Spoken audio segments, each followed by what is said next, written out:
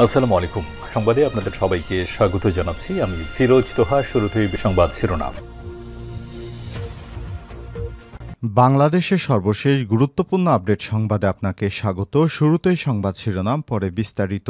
শুরুতেই জানাবো, হেফাজতের সমাবেশে গণহত্যা, হাসিনা সহ ৪৪ জনের বিরুদ্ধে ট্রাইব্যুনালে অভিযোগ। ঢাকার মতিঝিলের শাপলা চত্বরে ২০১৩ সালের ৫ই মে হেফাজতে ইসলামের সমাবেশে নির্বিচারে গুলি চালিয়ে গণহত্যা এবং মানবতাবিরোধী অপরাধ সংগঠনের অভিযোগে সাবেক প্রধানমন্ত্রী শেখ হাসিনা, তৎকালীন স্বরাষ্ট্রমন্ত্রী ড মহিউদ্দিন খান আলমগীর সহ ৪৪ জনের বিরুদ্ধে আন্তর্জাতিক অপরাধ ট্রাইব্যুনালে অভিযোগ দায়ের করা হয়েছে। সেই সমাবেশে অংশ নিয়ে পুলিশের গুলিতে নিহত বাংলাদেশ প্রকৌশল বিশ্ববিদ্যালয় বুয়েটের শিক্ষার্থী রেহান আহসানের মা ইফফাতারা বেগম ২৪শে নভেম্বর এই অভিযোগ দায়ের করেছেন। এরপর জানিয়ে দিব, শেখ হাসিনার মেয়ে পুতুলের সূচনা ফাউন্ডেশনের লেনদেন স্থগিত। সাবেক প্রধানমন্ত্রী শেখ হাসিনার মেয়ে সাইমা ওয়াজেদ পুতুলের প্রতিষ্ঠিত সূচনা ফাউন্ডেশনের সকল লেনদেন ৩০ দিনের জন্য স্থগিত করা হয়েছে। জানাবো, আসছে নতুন বৃষ্টি বলায় কৃষকদের জন্য জরুরি সতর্কবার্তা। বঙ্গোপসাগরে অবস্থান করা লঘুচাপটি ঘনীভূত হয়ে সুস্পষ্ট রূপ নিয়েছে। এটি আরও ঘনীভূত হতে পারে বলে আশঙ্কা করা হচ্ছে। এর আগে এরই মধ্যে বৃষ্টি নিয়ে কৃষকদের জন্য জরুরি সতর্কবার্তা দিয়েছে বাংলাদেশ ওয়েদার অবজারভেশন টিম। আজ রোববার ২৪শে নভেম্বর বিকেলে সংস্থাটির ফেসবুক পেজে এক পোস্টে এই জরুরি সতর্কবার্তা জানায়। এ বিষয়ে গুরুত্বপূর্ণ সংবাদ জানাবো, সঙ্গেই থাকুন। এদিকে খালেদা জিয়ার সেনাকুঞ্জে যাওয়া নিয়ে আসিফ নজরুলের ফেসবুক স্ট্যাটাস। দীর্ঘ এক যুগ পর সশস্ত্র বাহিনী দিবস উপলক্ষে সেনাকুঞ্জে আয়োজিত সংবর্ধনা অনুষ্ঠানে যোগ দিয়েছেন বিএনপি চেয়ারপারসন ও সাবেক প্রধানমন্ত্রী বেগম খালেদা জিয়া। সেখানে অন্তর্বর্তীকালীন সরকারের প্রধান উপদেষ্টা ড মোহাম্মদ ইউনূসের পাশের আসনে বসে সংবর্ধনা অনুষ্ঠান উপভোগ করেন তিনি, যার একাধিক ভিডিও ছড়িয়ে পড়ে বিভিন্ন মাধ্যমে। এ বিষয়ে বাংলাদেশের আইন এবং বিচার সংসদ বিষয়ক উপদেষ্টা আসিফ নজরুল একটি ফেসবুক স্ট্যাটাস দিয়েছেন। গুরুত্বপূর্ণ সংবাদ জানাবো, সঙ্গেই থাকুন। এবারে জানিয়ে দিব, রাজবাড়ীতে আওয়ামী লীগ নেতার ডিগবাজি করলেন দখলদারি। রাজবাড়ীতে আওয়ামী লীগ নেতার ডিগবাজি দিয়ে এবার বিএনপির হাত ধরে সন্ত্রাসী কায়দায় দখলদারি চালাচ্ছেন জেলার সোনাপুর বাজারে ব্যবসায়ী সৈয়দ রুবেল হোসেনের সম্পত্তি দখল করে নেওয়ার অভিযোগ উঠেছে মুন্নু শিকদারের বিরুদ্ধে। এবং সর্বশেষ জানাবো, বিমানবন্দরে সাংবাদিক নুরুল কবিরকে হয়রানি তদন্তের নির্দেশ দিলেন ড মোহাম্মদ ইউনূস। প্রবীণ সাংবাদিক ও নিউএস পত্রিকার সম্পাদক নুরুল কবিরকে সম্প্রতি হজরত শাহজালাল আন্তর্জাতিক বিমানবন্দরে হয়রানির অভিযোগ উঠেছে। এই ঘটনায় গভীর দুঃখ প্রকাশ করেছেন অন্তর্বর্তীকালীন সরকারের প্রধান উপদেষ্টা ড মোহাম্মদ ইউনূস। তিনি বিষয়টি তদন্তের নির্দেশ দিয়েছেন। বিষয়টি নিশ্চিত করেছেন প্রধান উপদেষ্টার উপপ্রেস সচিব সেক্রেটারি আবুল কালাম আজাদ মজুমদার। প্রিয় দর্শক, এতক্ষণ শুনছিলেন সংবাদ শিরোনাম, এবারে বিস্তারিত। তবে তার আগে বন্ধুরা, অনুরোধ থাকবে এই সংবাদটিতে একটি লাইক দিন। এই চ্যানেলে আপনি নতুন হয়ে থাকলে আমাদের সংবাদটি দেখতে দেখতে চ্যানেলটি সাবস্ক্রাইব করে রাখুন। কমেন্ট করে বন্ধুরা আপনার মূল্যবান মতামত জানিয়ে দিন আপনি বিশ্বের কোন দেশ থেকে বা বাংলাদেশের কোন স্থান থেকে আমাদের সংবাদটি দেখছেন এবং শুনছেন। এবারে বিস্তারিত। হেফাজতের সমাবেশে গণহত্যা, হাসিনা সহ ৪৪ জনের বিরুদ্ধে ট্রাইব্যুনালে অভিযোগ। ঢাকার মতিঝিলের শাপলা চত্বরে ২০১৩ সালের ৫ই মে হেফাজতে ইসলামের সমাবেশে নির্বিচারে গুলি চালিয়ে গণহত্যা এবং মানবতাবিরোধী অপরাধ সংগঠনের অভিযোগে সাবেক প্রধানমন্ত্রী শেখ হাসিনা এবং তৎকালীন স্বরাষ্ট্রমন্ত্রী ড মহিউদ্দিন খান আলমগীর সহ ৪৪ জনের বিরুদ্ধে আন্তর্জাতিক অপরাধ ট্রাইব্যুনালে অভিযোগ দায়ের করা হয়েছে। সেই সমাবেশে অংশ নিয়ে পুলিশের গুলিতে নিহত বাংলাদেশ প্রকৌশল বিশ্ববিদ্যালয় বুয়েটের শিক্ষার্থী রেহান আহসানের মা ইফফাতারা রোববার ২৪শে নভেম্বর এই অভিযোগ দাখিল করেন।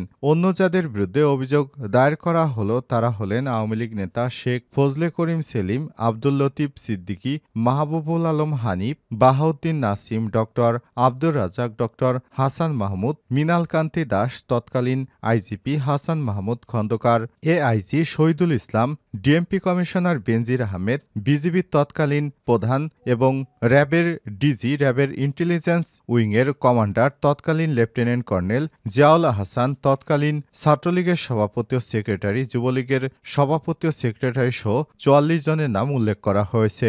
ট্রাইব্যুনালে অভিযোগ দায়েরের পর রেহান আহসানের মা ইফফাতারা বেগম বলেন, রেহান হত্যার ঘটনার বিষয়ে বিগত সরকারের সময় আমি মুখ খুলতে পারিনি। থানা বা আদালতে মামলা করার সাহস পাইনি। তারা আমাকে মামলা করতে দেয়নি। ছেলের লাশ পাওয়ার পর আমাকে প্রশাসন থেকে চাপ দেওয়া হয়েছিল তাড়াতাড়ি দাফন করে ফেলতে। এ সময় তিনি আর বলেন, রেহানের মতো একটি মেধাবী ছেলেকে হারিয়ে আমি পারিবারিকভাবে নানা সমস্যার সম্মুখীন হয়েছে। আমি সন্তান হারিয়েছে, দেশও তার একটি অমূল্য সম্পদ হারিয়েছে। রেহান বয়স ২৩, বুয়েটের কম্পিউটার সায়েন্স অ্যান্ড ইঞ্জিনিয়ারিংয়ের ৩য় বর্ষের একজন মেধাবী শিক্ষার্থী ছিলেন।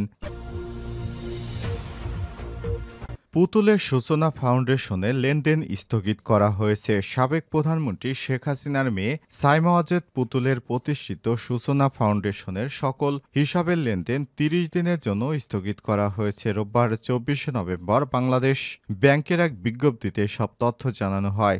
বিজ্ঞপ্তিতে বলা হয়েছে, মানি লন্ডারিং প্রতিরোধ আইন ২০১২ এর ২৩/১ গ ধারায় প্রদত্ত ক্ষমতা বলে সূচনা ফাউন্ডেশনের পরিচালিত সকল হিসাবের লেনদেন ৩০ দিনের জন্য স্থগিতের নির্দেশ দেওয়া হলো। বিজ্ঞপ্তিতে আরও বলা হয়েছে, সূচনা ফাউন্ডেশনের নামে পরিচালিত সকল হিসাব সংক্রান্ত তথ্যাদি, হিসাব খোলার ফরম, কেওআইসি ফরম শুরু হতে হালনাগাদ লেনদেনের বিবরণী, সংযোজিত এক্সেল শিট আগামী ৫ কর্মদিবসের মধ্যে ইউনিটে পাঠানোর অনুরোধ করা যাচ্ছে।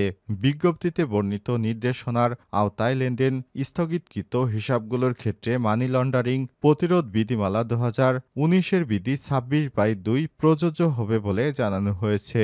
উল্লেখ্য, সূচনা ফাউন্ডেশন মূলত মানসিক স্নায়ুবিদ, প্রতিবন্ধকতা এবং অটিজম ও মানসিক স্বাস্থ্য সমস্যায় আক্রান্ত ব্যক্তিদের সাহায্য করার উদ্দেশ্যে কাজ করে। আসছে নতুন বৃষ্টি বলায় কৃষকদের জন্য জরুরি সতর্কবার্তা।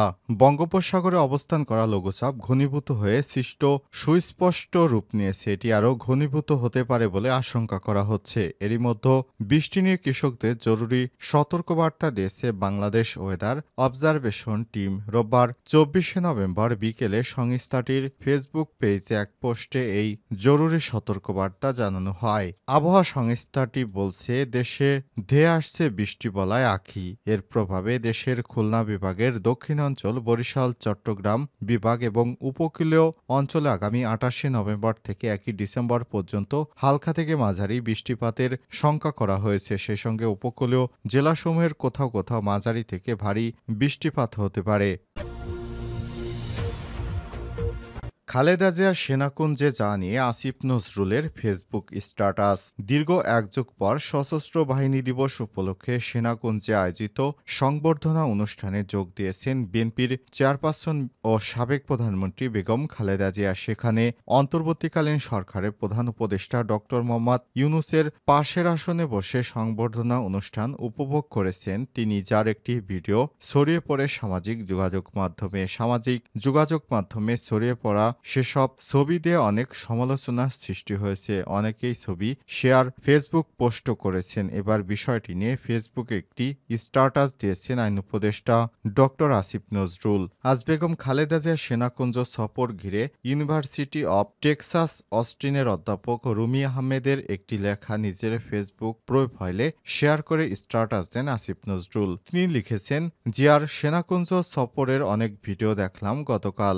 আমি যেহেতু চিকিৎসা বিজ্ঞানের ছাত্র, আমি ওনার ভিডিওগুলো দেখেছি অন্য দৃষ্টিভঙ্গি থেকে। প্রথম কাল দেখলাম হাসছেন এবং শ্বাস নেওয়ার জন্য না থেমে এবং না হাঁপিয়ে গিয়ে মোটামুটি লম্বা সময় কথা বলতে পেরেছেন। আরেকটা ব্যাপার লক্ষ্য করলাম, ওনার অক্সিজেন লাগছে না। এটা পুরো ব্যাপারটা একটা মিরাক্কেল ছাড়ার কিছু নয়। এই কিছুদিন আগে ৮০ বছর বয়সী ৬ থেকে ৭ মাস টানা আইসিইউতে কাটালেন। ওনার কিডনি ফেল করেছিল, হার্ট ফেইলর ছিল, লিভার পুরো পুরো ফেল হয়েছে। লিভার ফেইলিওর এর জীবনঘাতী কমপ্লিকেশন যা যা হতে পারে সবই ছিল তার। সারা শরীরে পানি, পেটে পানি, ফুসফুসে পানি। প্রতিদিন পেট এবং ফুসফুসের পাশ থেকে সুই ঢুকে লিটারকে লিটার পানি ড্রেন করতে হতো ওনার।